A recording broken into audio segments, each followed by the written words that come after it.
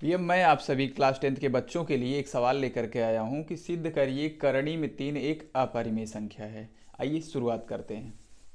यहाँ पे देखिए जो सवाल लिया हूँ भैया मैं कि करणी में 3 एक अपरिमेय संख्या है। ठीक है, इसको हम लोग कैसे प्रूव करते हैं, क्या आइडिया रखते हैं, ये बात सुनिए भैया। हम लोग कहते हैं कि पहले मान लेते हैं कि करणी में 3 एक परिमेय संख्या है। ठीक है, जब परिमेय संख्या मान लिए तो चेक करते हैं क्या इसके अंदर परिमेय संख्या का गुण है। अगर परिमेय संख्या की प्रॉपर्टी होगी तब तो ये परिमेय है, और नहीं तो क्या होगी, अपरिमेय हो जाएगी। यही पूरा कॉन्सेप्ट है। आइए बात करते हैं। सवाल जैसे ही मिलेगा तुरंत आप क्या लिखेंगे, माना करणी में 3 एक परिमेय संख्या है। ठीक है भैया, जब करणी में 3 एक परिमेय संख्या है तो क्या आप इसको ये नहीं लिख सकते हैं कि करणी में 3 बराबर a बटा बी। इसी प्रकार का होता है ना भैया परिमेय संख्या आपका कि p बटा क्यू, r बटा एस, a बटा बी, आप कुछ भी लिख सकते हैं। ठीक है, परिमेय संख्या अगर है तो ये इसी प्रकार का है। और यहाँ पे कंडीशन होता है भैया, क्या कंडीशन होता है कि a और b क्या होने चाहिए, पूर्णांक होने चाहिए। ठीक है, पूर्णांक मतलब माइनस अनंत से प्लस अनंत तक का नंबर होना चाहिए। ठीक है, चलो, और दूसरी बात क्या होनी चाहिए भैया कि b जो है वो जीरो नहीं होना चाहिए, b is not equal to zero. तीसरी बात भी एक लिख देता हूँ, क्या होती है, a कामा b जो है भैया सहभाज्य है, सहअभाज्य। इसका मतलब भी बता देता हूँ, सहभाज्य होने का ये मतलब होता है भैया कि a का गुणनखंड करिए, b का गुणनखंड करिए, इन दोनों में कोई कॉमन ना मिले सिवाय वन के, only one common, only one common, गिनती में भी वन और नंबर भी एग्जैक्ट वन ही हो। ठीक है, आइए बात करते हैं। ऐसे पूरा लिखेंगे, इस चीज़ को हिंट करवाएंगे। √3 इक्वल टू ए बी, और जहाँ पे भैया जहाँ ऐसे लिख दीजिएगा, जहाँ ये सब बात। ठीक, अब इसका अगला स्टेप देखिए। अगर आप इस चीज़ को समझ गए ना तो सवाल आप लगा ले जाएंगे आराम से एग्जाम में। देखिए अब इस b का इधर गुणा करवाइए, हो जाएगा आपका क्या भैया, √3 इंटू बी बराबर a। ठीक, ये काम हो गया। अब क्या करेंगे, अब इस रूट वाले नंबर का हम लोग रूट हटाना चाहते हैं तो कैसे हटेगा, स्क्वायर कर देंगे, तो दोनों तरफ का करना पड़ेगा। इसीलिए हम लोग क्या करते हैं, दोनों पक्षों का वर्ग करने पर। ठीक भैया, दोनों पक्षों का आप जैसे ही वर्ग करेंगे तो इधर हो जाएगा बी स्क्वायर इंटू में 3, √3 का स्क्वायर 3 हो जाता है, बराबर क्या हो जाएगा भैया, ए स्क्वायर। बात समझ गए। अच्छा ठीक है, अब देखिए इस लाइन का क्या मीनिंग बन रहा है, इस लाइन का क्या मीनिंग बन रहा है कि हमने ए स्क्वायर को 3 से डिवाइड करवाया तो क्या भागफल आ रहा है भैया, बी स्क्वायर है ही ना। अगर यहाँ गुणे में 3 है तो बटे में 3 चला जाएगा कि नहीं। देखो मैं इसको ऐसे भी तो लिख सकता हूँ, लिख करके समझा रहा हूँ। इस लाइन का क्या मीनिंग बन रहा है, ये ऐसे है तो ये ऐसे भी आप लिख सकते हैं, क्योंकि गुणे में 3 है तो बटे में जा सकता है। ठीक है, इसका मतलब भैया ये होता है कि ए स्क्वायर को 3 काट रहा है और उसका भागफल कितना आ रहा है, बी स्क्वायर आ रहा है, यही ना। ठीक है, चलो अब इसका मतलब आप क्या लिखेंगे, लिखेंगे कि जो भैया 3 जो है वो ए स्क्वायर को विभाजित कर रहा है।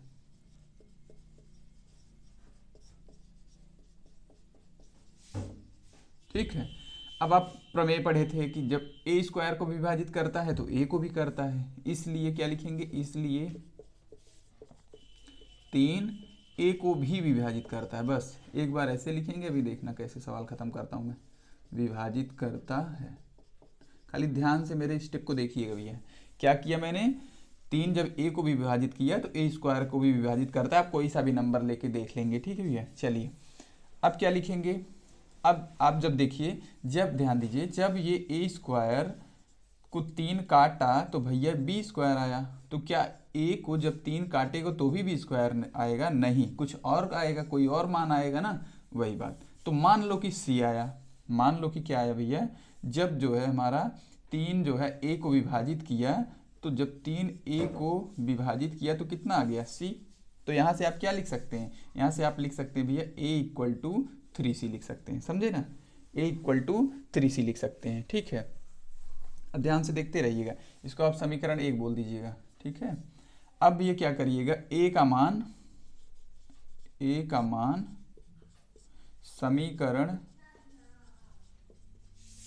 1 में रखने पर, ठीक है, 1 में रखने पर, 1 में रख दिया जाए। ए का मान 3c रखोगे, यहाँ लिखो बी स्क्वायर गुणे में 3 है बराबर ए स्क्वायर मतलब 3c का स्क्वायर, 3c का स्क्वायर करोगे भैया तो 3 का स्क्वायर 9 और c स्क्वायर आ गया। आई बात समझ में, ध्यान से देखते रहिए। अब इस 3 से 9 को काट देंगे तो कितना आ जाएगी, आ जाएगा b स्क्वायर बराबर आ जाएगा 3c स्क्वायर।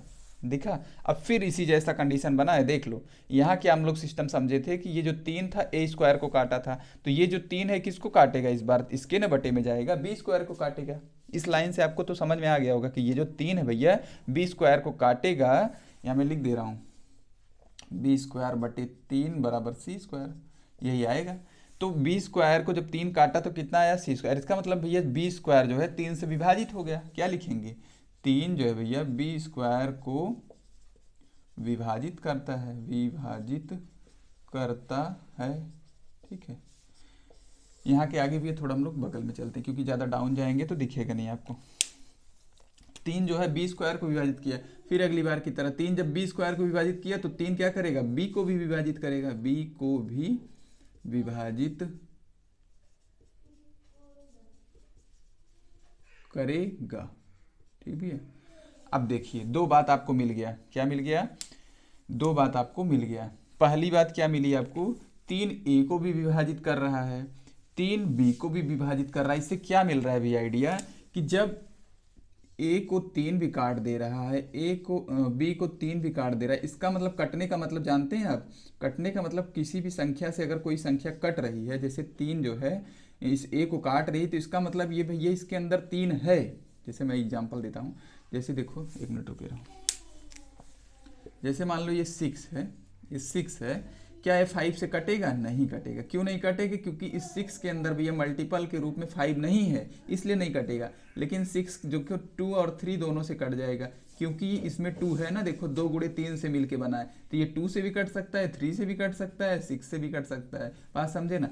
तो अब आपने क्या देखा कि जो 3 था वो a को भी विभाजित किया और b को भी विभाजित कर दिया, जबकि आपने क्या पढ़ा था कि सहभाज्य होना चाहिए। सहभाज्य होने का मतलब केवल एक आना चाहिए, यहाँ तो 3 आ गया है, समझे ना, यहाँ तो 3 आ गया है। तो क्या लिखेंगे भैया, ऐसे लिखिए, 3 जो है 3a तथा b दोनों को विभाजित कर रहा है, दोनों को विभाजित करता है। इसका मतलब भैया ए बी क्या है, सहभाज्य नहीं है, सहभाज्य नहीं है। ठीक है, अतः क्या बोल देंगे आप लोग, जब ए बी सहभाज्य नहीं है तो परिमेय नहीं है, इसलिए अतः आप क्या बोल देंगे भैया, अतः विरोधाभास होता है,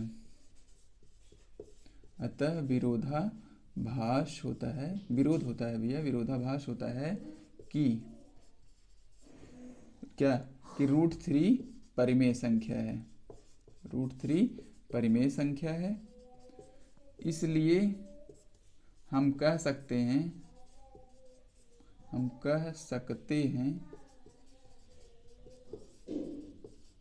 कि करणी में 3 भैया क्या है, एक अपरिमेय संख्या है, करणी में 3 एक अपरिमेय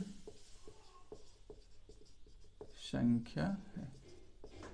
ठीक है, इस तरीके से आप लोग प्रूव कर लेंगे। अब सवाल में देख रहे होंगे कि टाइम लगता है थोड़ा सा, क्यों लगता है, कुछ काम की बातें को लिखने में नहीं, सिर्फ टाइम पास की चीज़ों को लिखने में टाइम लगता है। काम की बातें यहीं खत्म हो गई कि आपका जो 3 था वो स्क्वायर को विभाजित किया, ए को भी कर दिया, वही 3 देखो एक बार b स्क्वायर को विभाजित किया, फिर b को भी कर दिया। अब इसका मतलब a में भी 3 है और b में भी 3 है, जो कि हमारे परिमेय संख्या की कंडीशन को सेटिस्फाइड नहीं करता है भैया। इसलिए आप लोग क्या कह देंगे कि ये परिमेय नहीं है, परिमेय है। बहुत ही अच्छे सा सवाल है भैया, और बहुत अच्छे से समझाने की कोशिश भी किया हूँ। अगर ये सवाल आपको अच्छा लगता है भैया तो चैनल पे जा करके चैनल को सब्सक्राइब कीजिए और ज़्यादा सभी क्लासेस को अपना देखिए। धन्यवाद।